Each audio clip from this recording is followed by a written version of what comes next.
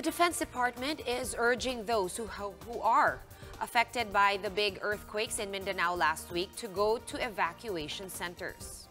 Residents who stayed behind are complaining that they haven't received any relief packages at all. Ryan Ang tells us more. Areas hit by 2 earthquakes in Mindanao last week are experiencing humanitarian crisis, according to Defense Secretary Delfin Lorenzana. Lorenzana said that the lives of residents there are in danger and insisted that evacuation centers are in need of assistance. He assured that the national government is on top of the situation. However, some residents of Pakilala, Cotabato were spotted along the streets carrying a sign saying they need food and water. They complained that they haven't received relief goods because they're being delivered straight to evacuation centers only. Para matulungan din, sir. Kasi wala na kaming supply ng tubig kasi dito, sir, yung pinagkukunan lang namin yung bomba, kung familiar kayo ng parang puso, sir.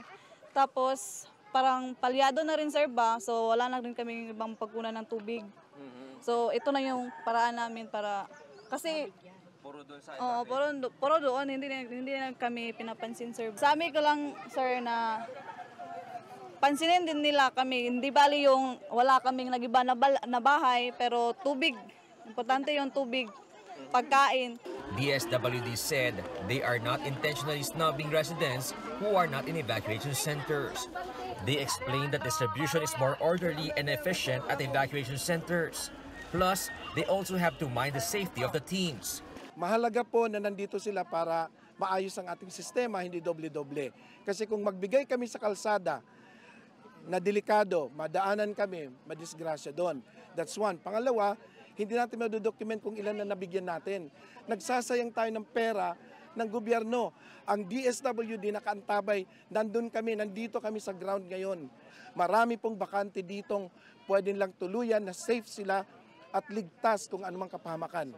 DSWD is urging victims to head over to evacuation centers so that their needs can be addressed. Meron pa tayong psychosocial intervention, itong play therapy ng mga bata. So dito gaganapin mga vulnerable sectors, women, pregnant women. At saka meron tayong mga spaces, friendly spaces for women, children at mga matatanda, no?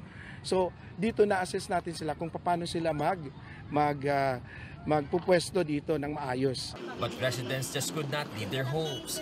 Some of them say they worry about their livestock because these are their source of income. Okay na lang dito, sir, kasi mayroon kaming mga hayop dito, sir, ba? Malayo naman doon, sir. Hindi pa kayo natatakot na baka bawal? Hindi man, okay lang kami dito, sir. Basta mayroon lang kami mga pagkain.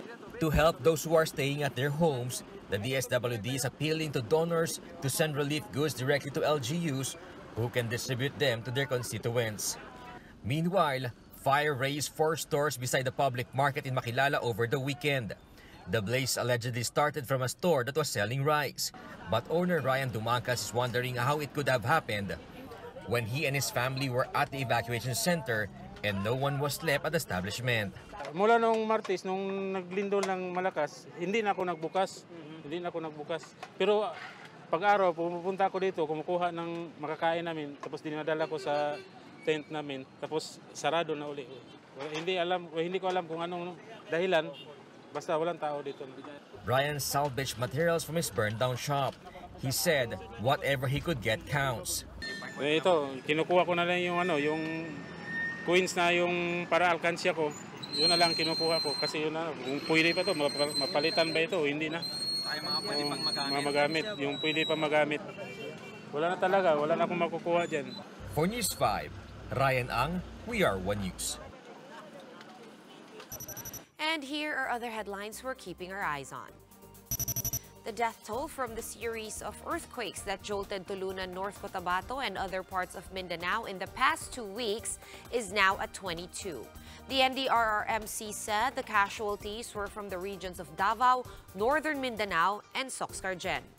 424 were injured, while 2 persons are still missing. More than 188,000 residents have been affected by the tremors. 24,000 are currently taking temporary shelter over at evacuation centers. The quakes have also damaged almost 30,000 buildings. Over in Davao City, an individual who is allegedly responsible for the operations of Ecoland 4000 condominium has been arrested. The complex was heavily damaged during the magnitude 6.5 earthquake last week.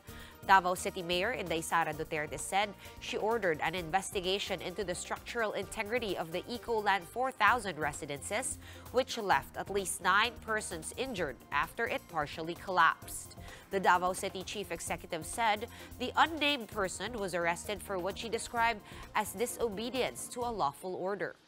Earlier, the mayor said that she is mulling filing legal actions against the developer.